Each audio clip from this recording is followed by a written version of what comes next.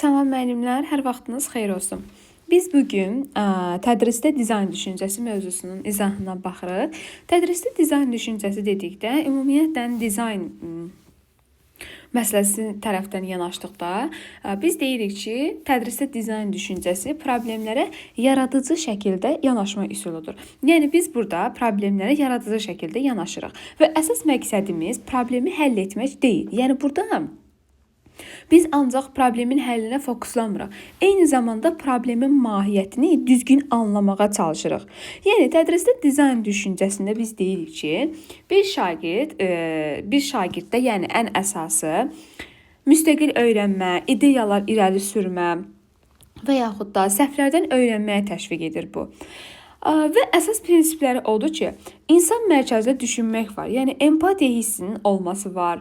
Problemi yenidən tərif etmək var. İdeya irəli sürmək var. Təcrübə yolu ilə öyrənmək var. Ümumi olaraq tədrisdə dizayn düşüncəsi desək, yəni bir mənalıq yadımızda qalsın ki, problemlərə yaradıcı şəkildə yanaşırıq. Eyni zamanda deyirik ki, burada biz artıq əsas məqsədimiz, yəni problemi tez bir zamanda həll etmək yox, hələ problemin mahiyyətini düzgün anlamaqdır, ideya irəli sürməkdir, təkliflər irəli sürməkdir və səhvlərdən uşaqları öyrənməyə təşviq edən bir yanaşmadır. Ümumi olaraq özündə 5 dənə mərhələni əks etdirir. Birinci mərhələ adlanır, deməli, empatiya. Birinci mərhələmiz empatiyadır. İkinci mərhələmiz problemi müəyyənləşdirməkdir. Üçüncüsü ideya, dördüncü prototipləşmə, beşincisi isə test etmədir. İndi bunların bir-birinə fərqi nədir? Onları sizə bir-bir izah edəcəm. Ən birinci deyirik ki, empatiya qurma gəlir. Empatiya qurma, hansı ki biz burada deyirik ki, problemi başqasının gözü ilə görməliyik. Yəni, tutaq ki, qarşımızdakı insan hər hansısa bir problemi varsa, bunu onun gözü ilə görməyə bacarmalıyıq və onun hisslərini anlamaq, onun hisslərinə bələd olmaq, onun həmin bu problem zamanı keçirdiyi hissləri anlamağımızı nəzərdə tutur. Eyni zamanda empatiya olmadan bizim qarşımıza çıxan hər hansısa problem çox səthi görünür. Ona görə də deyirik ki, bu mərhələdə müəllim şagirdlərə müşahidə aparmaq, daha sonra müşahidələrindən öyrənməyi ən əsas bizim vasitələrimizdən biridir. Və müşahidə apararaq öyrənmək imkanı da yaradır.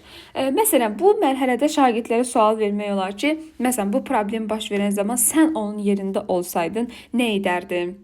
Hansı addımı atardın? Və şagirdlər problemlə üzləşəni dinləyirlər, empatiya göstərirlər və ümumiyyətlə yadda saxlamaq lazımdır ki, empatiya problem deyil. Yəni empatiya problem deyil, insanın nə yaşadığını anlamaqdır hələ. İkinci problemi müəyyən etmə mərhələsidir. Problemi müəyyənləşdirmə mərhələsi nədir bəs? Bu o deməkdir ki, biz problemi dəqiq və aydın ifadə etməliyik. Yəni doğru təyin edilməyən hər hansısa bir problem bizə yanlışa apara bilər. Yəni bizim qarşımıza hər hansısa bir problem çıxıbsa, bunun doğru və yanlış tərəflərinə baxmalıyıq. Bunun ümumiyyətlə nə olduğunu bilməliyik. Yəni bu problemin mənbəyinin hardan gəldiyini, problemin əsasını, mahiyyətini bilməliyik ki, bizi hər hansısa bir addım atıb onu həll etməyə çalışanda yanlışa aparmasın və müəllimin əsas çətinliyinin nə olduğunu sualına yönəldir şagirdləri burada ki, əsas çətinliyimiz nədən ibarətdir? Və şagirdlər burada artıq təhlillər aparırlar və əsas səbəbi, problemin əsas səbəbini müəyyənləşdirməyə çalışırlar. Üçüncü ideya yaratma mərhələsidir. İdeya yaratma mərhələsi nədir? Artıq mən empatiya göstərmişəm, problemi müəyyən etmişəm və bununla bağlı müəyyən ideyalar irəli sürməyə başlayıram. İdeya düşünürəm ki, bu problemi necə həll edə bilərəm? Və qeyri-adi həll yolları tapılır burada. Həll yolları çox ola bilər. Yəni müəllim burada həll yollarının mühakimə etməməlidir doğru və yanlışları. Şagirdlər fikir mübadiləsi aparırlar, sərbəst fikirlər ifadə edirlər və ideyalar nə qədər çox olsa, o qədər yaxşı olar biz deyirik. Nə üçün? Çünki hərənin bir ideya tərzi var, hərənin bir yanaşma tərzi var və hər bir də müxtəlif fikirlər söylədikcə yeni-yeni ideyalar yaratmış oluruq və müəllim də bunların hər birini dinləməlidir və səhv düz olduğunu mühakimə etməməlidir. Sonra gəlir dördüncü mərhələ prototipləmə. Yəni prototip hazırlamaqdır bu. Bu nə deməkdir? Seçilmiş ideyanın sadə nümunəsini hazırlamaqdır. Yəni hansı ki biz bayaq artıq ideyanı beynimizdə qurmuşuq. İndi onun bir modelini mi hazırlamaqdayım, nümunəsini mi hazırlamaqdayım, nəsə bir sadə nümunəsi hazırlanmalıdır. Və artıq prototip reallığa çevirir bu bizim düşündüyümüzü. Hansı ki burada artıq icra edirik, axı nə isə düzəldirik. Müəllim burada qrupları müşahidə etməlidir, əks əlaqə qurmalıdır, lazım olan uşaqları vasitələrlə təmin etməlidir.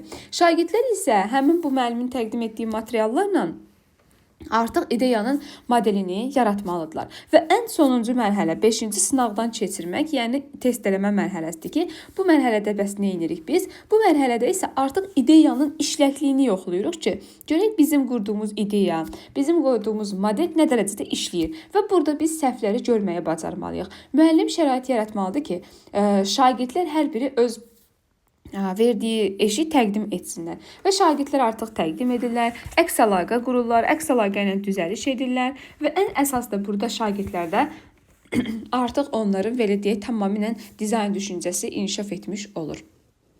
Biz bunu inkişaf etdirmək üçün şagirdlərdə bu mərhələni inkişaf etdirmək üçün ümumiyyətlə bu dizayn düşüncəsini inkişaf etdirmək üçün nə edə bilərik? Biz deyirik ki, ən birinci problemi real həyatdan götürməliyik. Yəni problem real həyatdan nümunə olduqda daha rahat olur, daha yaxşı olur biz deyirik.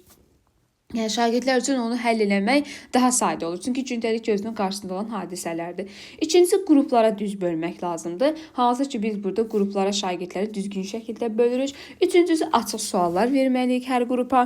Dördüncüsü texnoloji avadanlıqlar olmalıdır. Texnoloji avadanlıqlarla onları biz təmin etməliyik və ən sonuncu təcrübə və refleksiya var ki, burada da müəyyən qədər şagirdlərin apardığı təcrübələrə əsasən biz onlara refleksiya etmiş, yəni səhv düzgün istiqamətlərini göstərmiş oluruq. Məsələn, dizayn düşüncəsinə tutaq ki, ekologiya ilə bağlı hər hansısa bir problem var. Əvvəlcə məsələn bununla bağlı empatiyanın göstərilməsi ola bilər. Sonra problemi müəyyən etməliyik ki, problem nədən qaynaqlanır, mahiyyəti nədir? Üçüncü olaraq bu çeşidlənmə ilə bağlı hər hansı bir ideyalar beynimizdə qrup yaradırıq. Dördüncü artıq bunun modelini hazırlayırıq ki, necə eləyək, necə bunu aradan qaldıra bilərik və beşincisi isə artıq o düzəltdiklərini, ideyanı, hazırladıqları maketi və yaxud da modeli, nümunəni sınavdan keçirməyə başlayırlar. Bunun sualları da çox sadədir, sadə bir mövzudur. Yəni belə ümumi qarışıq şəkildə görünsə də, ardıcıllıqla mahiyyət olaraq yadda saxladıqda tapmaq çox rahatdır testlərdə. Bu qədər dəyərli müəllimlər. Əlavə sualınız olarsa ünvanlaya bilərsiniz.